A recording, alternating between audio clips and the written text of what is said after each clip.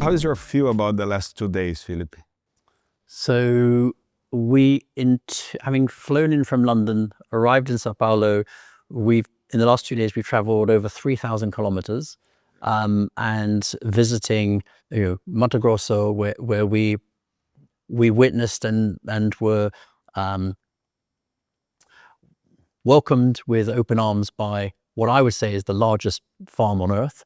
It's certainly the largest producer of soybeans. I think, the sheer size and scale of the operations here put, most people's concept of a farm to shame. I mean, we saw, levels of machinery, levels of hectarage that's farmed, and it's mind-boggling.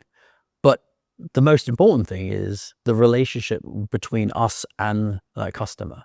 And we then went to Varginha. We saw some of our coffee customers. The closeness is something you can't just force it to happen. This is something that's been built up over 20 years. The close relationship, the interaction, the sort of open and honest, communication between StoneX and customers is, I think, what distinguishes us and separates us from others in the market. And seeing it firsthand and seeing, the sheer scale of Brazilian farms, you can see it brings a big smile to my face. It was eye-opening and quite frankly, not what I was expecting. So a wonderful couple of days, and lovely to meet, some really lovely clients of ours who genuinely have this bond, this relationship, and long may that continue, and long may we have that relationship with them.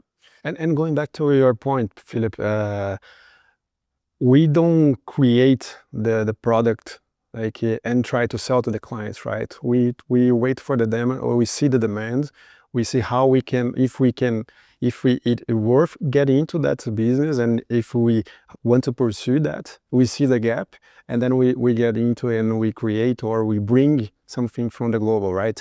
I think that will happen now again, right? Well, like Joe's going back on the history, why the FX Bank here, for example, it was just a corridor, like we have others, 144 corridors that we make payments. Brazil was just one of them. But we saw the gap. We saw the gap of knowledge. We saw the gap of good service, and that's where we always outstand, right? Good service, good relationship with clients. When we get into the client, we don't lose a account. I cannot remember an account that we have lost in the past few years, because when we get into it and we provide the service that we have a high standing level of the service that we provide in any type of business that we get into it, that's something that we have very special, and we will continue, right?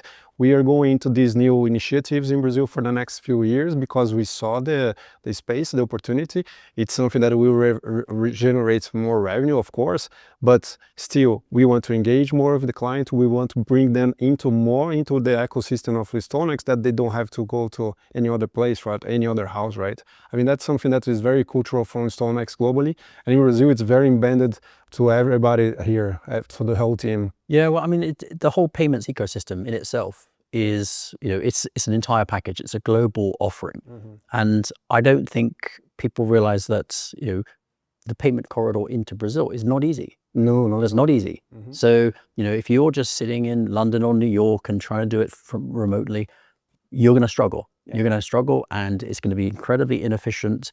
So it's not providing a good service. You're probably going to be, experiencing, inefficient, expensive rates, and probably a poor delivery of the service itself. So, investing in, having people here, investing in the license, investing in having that capability, that knowledge, that know-how, and ensuring that clients who use us globally see us as seamless. If you've enjoyed the content here, please feel free to watch more on StoneX.com, and we look forward to seeing you again at the next In the Round.